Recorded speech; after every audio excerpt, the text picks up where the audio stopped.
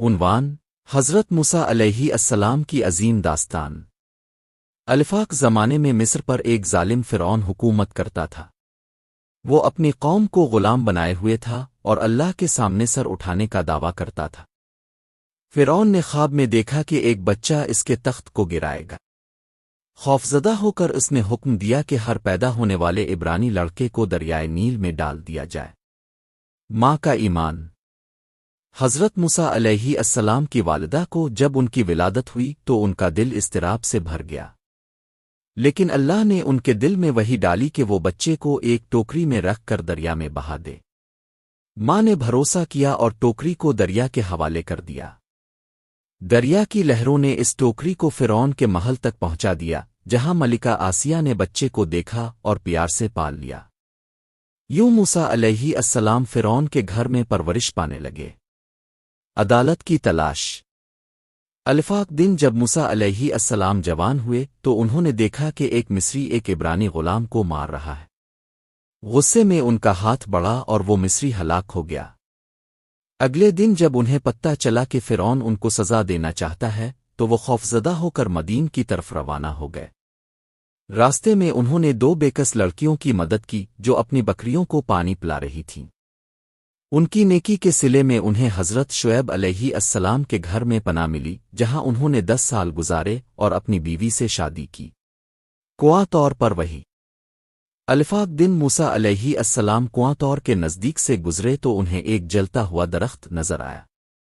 حیرت کی بات یہ تھی کہ درخت جل رہا تھا لیکن اسے آگ کھا نہیں رہی تھی۔ جب وہ قریب گئے تو اللہ کی آواز گونجی، اے موسیٰ، میں تیرا رب ہوں، جا فرعون کے پاس جا اور اسے راست پر لے آ۔ موسیٰ علیہ السلام نے ڈرتے ہوئے کہا، پروردگار، میری زبان لڑکھڑاتی ہے، میرے بھائی ہارون کو میرا ساتھی بنا دے۔ اللہ نے ان کی دعا قبول کی۔ فرعون سے ٹکراؤ۔ موسیٰ اور ہارون علیہما السلام نے فرعون کو اللہ کا پیغام دیا، لیکن اس نے تکبر کیا اور کہا، تم جادوگر ہو، میں تمہارے معجزے کو حقیر سمجھتا ہوں۔ موسیٰ علیہ السلام نے اپنا عصا زمین پر پھینکا جو ایک بڑے سانپ میں بدل گیا۔ فرعون کے جادوگروں نے بھی اپنی رسیاں ڈالیں، لیکن جب انہوں نے موسیٰ کا معجزہ دیکھا تو سجدے میں گر پڑے اور ایمان لے آئے۔ فرعون کا غصہ اور بڑھ گیا۔ عذاب اور نجات۔